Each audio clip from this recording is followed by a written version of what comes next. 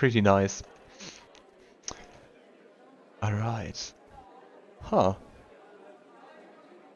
Yeah, kind of fitting that Nenio just found like some demonic abyssal runes here and standing in front of them. Boy, I'm pleased with you. I have to stop doing the same voice for everyone. Boy, I'm pleased with you. I asked you to bring me to safety, and that's exactly what you did.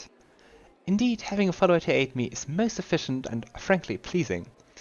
With you on hand, I shall conquer new horizons, plumb the depths of knowledge hitherto unknown, and scale the dizzying heights of future discoveries. Nenio stops to catch her breath. What I mean is, I'd like to express my deepest gratitude. I foresee immense potential in our future cooperation. Oh. Well, happy to help. Hand in hand, we will unravel the greatest mysteries inaccessible to the minds of ordinary people. Just imagine it, I leading the way proudly, staring into the faces of the gods themselves, and you, my loyal follower, walking behind me every step of the way. Writing down my deepest thoughts and admiring the profundity of my intellect. You know, if we hold hands, you won't be able to go in front of me and lead the way. You are the catalyst, which when it reacts with my intellect, will allow the latter to grasp the essence of the universe itself. I don't think she's listening at all. Do you always express yourself so effusively? What? Who are you? Nenio stares at you for a while, bewilderment in her eyes, but then it is replaced by recognition. I think we can be felt honored that she's at least recognizing us, since she said she's forgetting everything which is, well, not worthy remembering. We are worthy. Oh yes, my new follower. So what am I supposed to do? Oh yes, I must provide some verbal encouragement for your as yet modest achievement and try to introduce you to strive for more of such encouragement. That is the principle that underpins any training. She frowns, but only for an instant. Ah, I see. Your modest nature was unsettled by the overabundance of my gratitude. I do apologize for putting you in such an awkward position. I will never praise you again, unless I forget. But let's get back to the business at hand.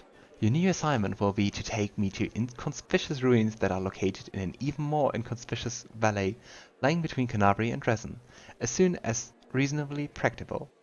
I mark the place on your map and with a large red cross so you won't forget it. If I may ask, what's so special about these ruins near Kenabres? I'm glad you asked. This is my greatest hypothesis, my secret project, and I won't pass up the opportunity to share it with you, because you are my most loyal follower. How long do we know each other? And am I maybe the only one? And you are worthy of possessing such knowledge. Nenio rubs her nose. And also because you are the first person to ever ask me about it. Some time ago, I was walking around the border of the Worldwound, and I met a strange person. He was wearing a frayed grey robe, and his face was hidden behind an odd white mask. Of course, I didn't miss the opportunity to ask him about the reason for his absurd appearance, and do you know what he said to me? He said, "I'm the answer, but what is the question?" Then he walked off in the direction of the Worldwound. Those are the weird cloaked people we already encountered, I think, twice. The next day after, I already forgotten about the first encounter. I had another similar encounter. This time I met an elven woman, judging by the pointy ears sticking out from behind the mask. "I am the answer, but what is the question?" she said, before taking off toward the Worldwound. And then I realized. Everything became clear to me. I know a mystery when I see one. Consider this one of my myriad talents. Then he rubs the tips of her nose. After all these guys weren't simply on their way to a costume party, were they? After examining several maps, I determined that they were all heading in one direction, to a place not far from Kenabres, a place which is marked as nameless ruins even on ancient Deskarian maps. That's where I need to go. Unraveling the secret of that place will be my greatest discovery. I will secure my place in history. or perhaps even legend.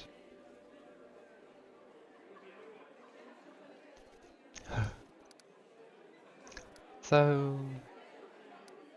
I mean, she already kind of answered how she knows where we need to go. How exactly do you know where we have to go? Do you know how to find a beehive in the forest?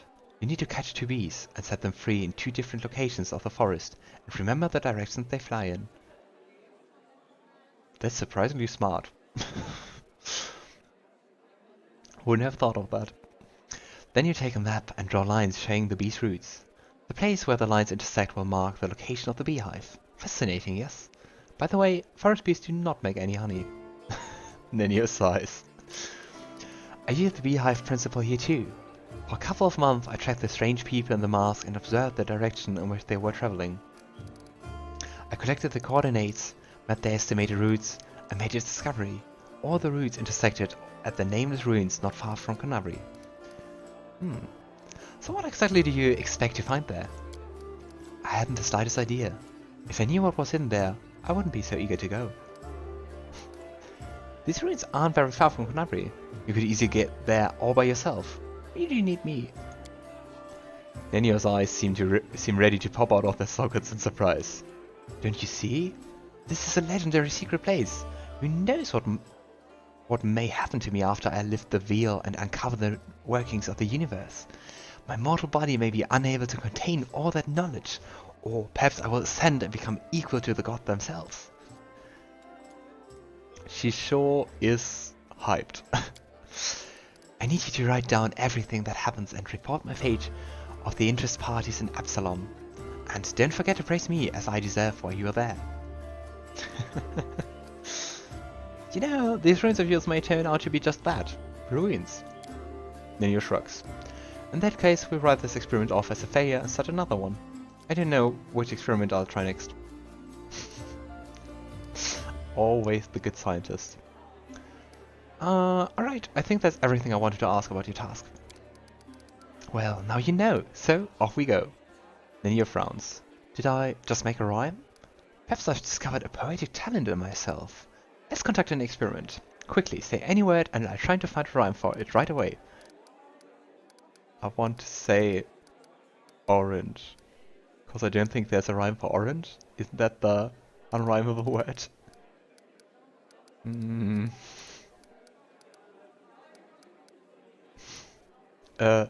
Science? That's when thinkers make an alliance. Intellectual defiance. Not the best rhymes, don't you think? Well, this experience was unsuccessful. We learned that I have no poetic talent after all. But there's no reason to despair. Having a gift for poetry in addition to my inexhaustible intelligence would have been a little too much. Besides, I'm catastrophically busy and have no time to spend on writing poetry. Good luck. Yeah, that dialogue we already had. I think, at least. Tell me a little about yourself. I'm an explorer, a pilgrim, a yet-to-be-recognized scientific luminary, future author of the Encyclopedia Gollarionica, and rector of all Absalom's universities at once. Future rector, I should add. Nenio speaks in one breath, as a feeling of a practice monologue. I think we talked with her about that when we met her. That information should be enough to satisfy your curiosity, because I doubt I will be able to tell you more than that. You see, the brain of any given individual can only contain a limited amount of facts. I only expand my memory on things that are truly important. The laws of thermodynamics, divine esoterica, planar geography. Things that will lead Golarion to a brighter future. Nenio rubs her nose. Besides, what if I make a great discovery but I won't be able to remember it because my memory is full of outdated or useless information? What a nightmare that would be. What a loss for the whole of Golarion. Okay. So, where are you from? That information is irrelevant. I decided to forget it. Weird. How did you become a scientist? That information is irrelevant. I've decided to forget it. I noticed you have a circle tattooed on your shoulder. What does it mean? Ah, it's a different answer. Nenio casts a sidelong glance at her shoulder. Oh, that. I do not remember the circumstances of its creation, but I like it. I prefer to think of it as a zero, null, nothing. A center point, an origin of coordinates. It reminds me of how much of the unknown world there is to explore. It's kind of fun, cause when talking she has this, well, kind of emotionless voice, but still she's so positive and curious. Don't you remember how you got this tattoo? That information is irrelevant. I've decided to forget it.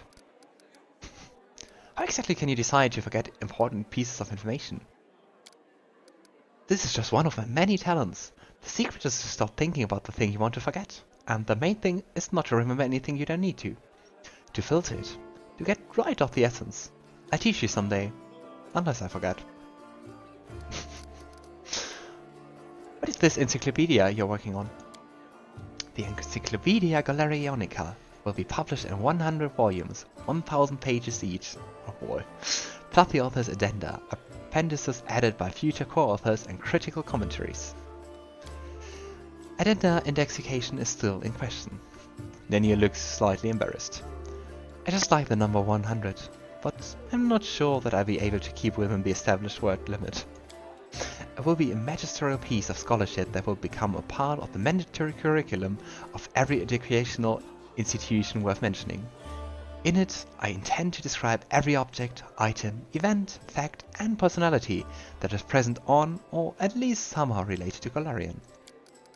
My calculations have shown that I have completed no more than 1% of this monumental book. I mean, 1% would be one book, so 1,000 pages. Not too shabby. Do you remember your parents? Or your past? Or is that all irrelevant too? All of it is irrelevant on the grand scale of world history. I've no reason to remember such things.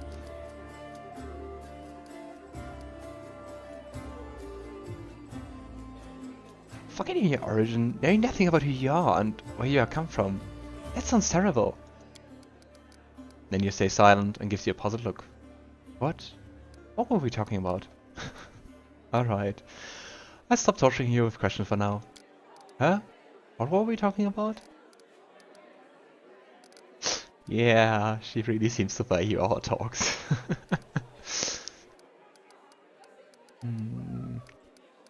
Alright, I have to go. Nenio produces a crumpled piece of paper from his sleeve and takes some notes on it. This conversation lasted approximately 5 minutes. It most certainly did not. I think just by reading it, it took way longer. She lifts her chin. By the way, did you know that this exact same amount of time the Inquisitors of Kenabres need to find a defendant guilty? Oh boy. But a shake-off Inquisitors chasing you take 5 times as long. That experiment proved that running while clad in heavy armor is not burdensome for them at all. I like her. Maybe I'll take her along.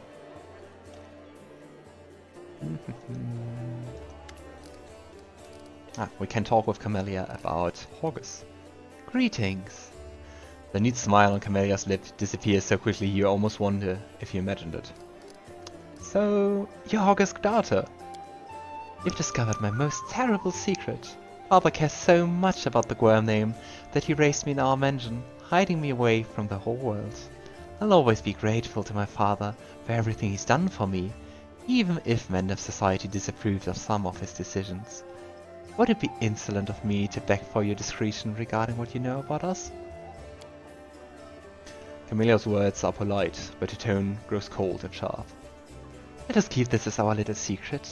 I assure you, my father and I appreciate loyalty and decency.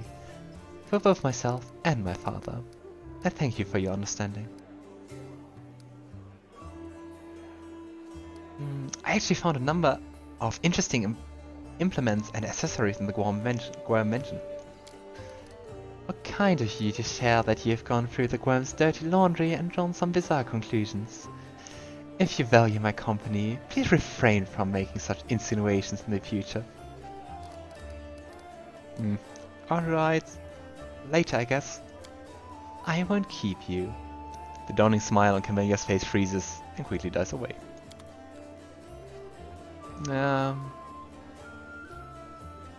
I still think you're shady. Alright. Daeran. The Defender's Heart is a splendid choice for the Crusaders' outpost. The very sight of these walls brings back fond memories of drinks and revels. The drinks were really good, by the way. Please say you are deliberately trying Queen Galfrey's patience. Is that true? Does it even matter? All of Menden's high society has declared war on me. They either despise me, or they are trying to steer me back onto the right path, and I'm doing everything in my power to keep them on their toes. I relish the prospect of all the fun this mess in Canary will bring. Daeran grins from ear to ear. I shall either commission a song of the Great Canary fiasco from a certain talented bard, or confuse the jewels with a rather tall order, a batch of silver dragon toys with detachable heads. Ouch. Give me a week, and they will be in every shop in the capital. Ouch. You know, the heroic dragon who died for our future deserves respect, not mockery. She's dead. Doesn't really care. And I shall enjoy 3 or 4 minutes of rather pleasant thoughts about the rage of the sanctimonious fools who pestered me the most. May I ask you a few personal questions? You can try. I've had stories about the tragedy that befell your family. I hope you don't feel obliged to offer me your insincere condolences on this unfortunate occasion. My whole family, my entire noble line, they all died. And demons are to blame. It's not like I actually loved any of my relatives except for my mother, but what's gone is gone. The family crypts are full of corpses, all covered in dust and the shadows of the past. What exactly do you cherish most in life? There are far too many things that I cherish to fit them all in a single conversation. Believe it or not, but I might be one of the most life-loving people you've ever known. Daeran smiles. His eyes are gleaming with something different from his usual impudence and irony. There's a dreamy air about him all of a sudden. I rarely meet anyone who embraces the joys of life as enthusiastically as myself. There's so many exciting and beautiful things in the world. It should be illegal to waste your time on anything you do not enjoy. And I'm not afraid to repeat that to anyone's face, should it be Deskari and his demonic lords, or iomedae, the Lightbringer herself. Not sure. I could imagine that demons actually do what they enjoy, be it just slaughtering.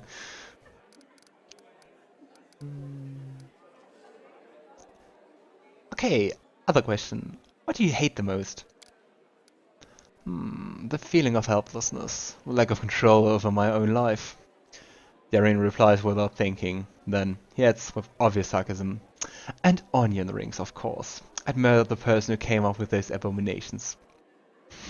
Okay. You don't seem especially keen on helping people, to be honest, but your knowledge of healing is really impressive. What prompted your interest in that? If you really want to try everything life has to offer, you also have to understand how to deal with the consequences. And I'm not talking about a single hangover, mind you. So torturing people and then healing them? Yay. Do you have any good stories about your past exploits? I've got plenty, but I have to warn you that even the most outrageous debauchery sounds far less thrilling when you are not the one doing the debauching. Still, since you asked, I suppose the worst mess I've ever got myself into was when I staged my own kidnapping. I was once in correspondence with one of the Riverlands nobles, the young Lord Libida, and he told me about his days as a hostage to a group of bandits.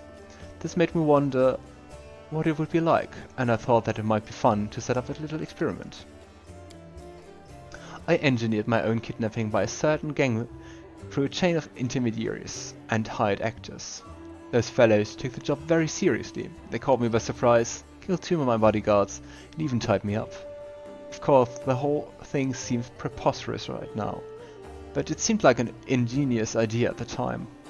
The employers had told the kidnappers that they were to keep me safe and sound, and another group of mercenaries in disguise was watching the spectacle from afar, ready to interfere in case anything went wrong. It turned out to be a terrible idea nonetheless.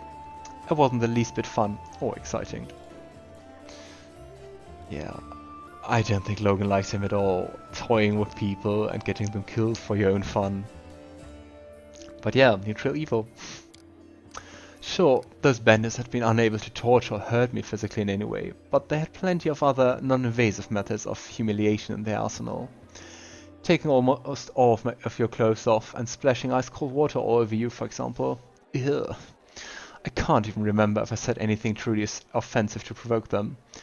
Even though I initially planned to let them go after their ransom, their overly emotional reactions made me change my mind. I told my mercenaries to hang them all on the spot. I suppose the whole ordeal taught me a valuable lesson, which is that I am not built for hardships and trials.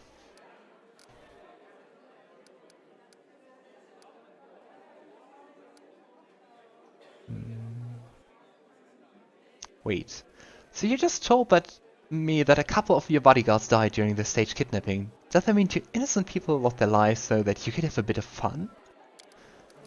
Daeran pales a little, but not out of shame. Oh, spare me. It irks me beyond all measure when I hear about the suffering of innocents. He sighs, looking away, and continues in a flat, polite tone. Yes, the bodyguards died.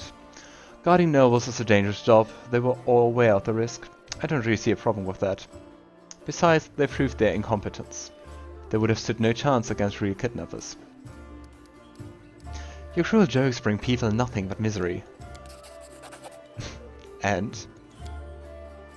So that was a stupid story, and now I tell you a truly brilliant one. Prelate Harun had always strictly prohibited any public celebrations in Kenabres, and he always picked on me for my lack of respect for the fallen and whatnot. His grumbling annoyed me so much that one day I drove 4 barges into the city harbor and set up a celebration on their docks. The ships on the river didn't fall under the prelate jurisdiction, you see, so all he could do was snarl at me from the embankment. I, for one, did not forget the old boy. The main attraction of the festivities involved an inquisitor of iomedae dancing and roasting beautiful witches on illusory bonfires, taking off his clothes with every new victim. The spectacle was so heated, in every sense of the word, that the prelate almost had a stroke. Daeran gives you a mischievous smile. I think that sounds more like a story Logan would enjoy. I still consider that one of my finest ideas of all time. Should the Crusaders ever succeed in their efforts against the Worldwound, I will do my utmost to get permission to hold a grand public celebration. Rivers of wine, free of charge. An obligatory parade and a carnival in the evening. A contest for the most proactive succubus costume with a hefty prize in gold. Another contest where the participants have to fish a sausage out of a wine jar blindfolded with their hands tied behind their backs. The wine will symbolize the blood of all the dead heroes of the war, and the sausage, well, they'll find a heroic meaning for that as well. Over the years, this commemoration of the greatest victory of light over darkness will turn into an ordinary holiday, a fine excuse to get sloshed and rot like animals in the street. Do you enjoy being mean to everyone? Yes. And here I thought you were hurling insults at people purely by accident. Daeran laughs. This time his smile is surprisingly soft. I like your way with words. What did you expect me to say if I wanted to make a good impression?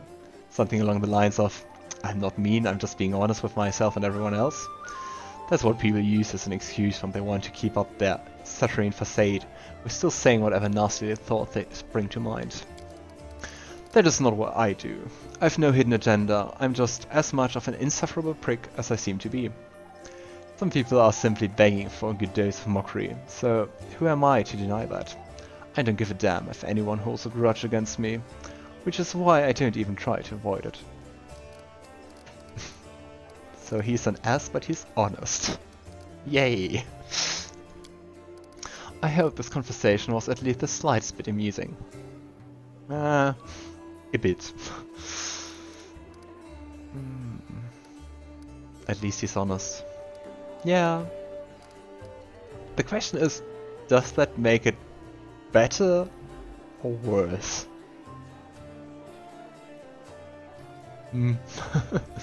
At least a bit more understandable, I guess. I'd like to talk about the life in Mendef and the Crusade. Ask, I'm all ears. So, what's your opinion on Mendef today in general? It doesn't exist. Daeran's goals. It is a frontier country that has attracted every utopian, adventurer and fanatic from all over the world for far more than a century. It is a place where the strangers outnumber the locals, especially in the cemeteries. The population of Mendef, for the most part, consists of humans and other races not exactly known for their longevity, so the current generation of Mendevians were born in the shadow of the Worldwound and raised by the Crusaders. I might be the last person to complain about the decline of traditions and lack of character in our country, but I also happen to come from one of Mendef's most ancient lineages. Its history is bred deep in my bones. My tutors told me stories about my heritage. The galleries, libraries, and even the interiors of the menace I grew up in were filled to the brim with memories of events long past. There are many heroes of old Mendef among glorious ancestors, or at the very least patrons and contemporaries of such heroes. Does anyone actually remember them now? I don't think so. These days Mendef has its own heroes, in shining armor and with holy fire in their eyes. I myself remember how several streets that once celebrated my ancestors were renamed in honor of some crusaders who had died in a heroic fashion. None of these citizens remember the old crossing festival that was eventually replaced by Armas. These holidays even share the same date. Pretty much the only authentic thing about Mendef now is its endless war with the demons. And is there a point in bemoaning the state of affairs? What's gone is gone, but at least we're no longer some tiny godforsaken northern kingdom. And that's something, isn't it? You don't really like Crusaders, do you? Quite the opposite. When I think about how many devoted heroes are willing to protect this world against the demonic threat, I feel so inspired. Inspired to continue indulging my vices, while they fight to keep me safe. Imagine being someone like me, someone who has everything they can possibly desire. Youth, beauty, wealth, an honest wish to live and enjoy living. But vanishingly few ways to put it out to use. The fact the word fun itself is not yet outlawed in Mendef must be due to some bureaucratic oversight. You can celebrate your victories solemnly, you can wet your whistle after challenging battle, but what about real fun, joys, pleasures? I can't remember a single evening at court without someone chastening me for my banquets, my lovers and mistresses, my luxuriant clothes, my everything.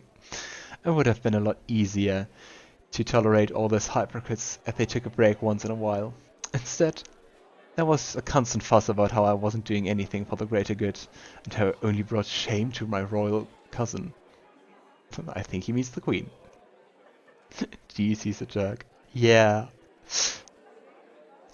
Definitely. The thing I'm still curious, though, about is how he survived exactly the sickness, this demonic thing, about his backstory. But I don't think I will take him along. At least not in my, usual team.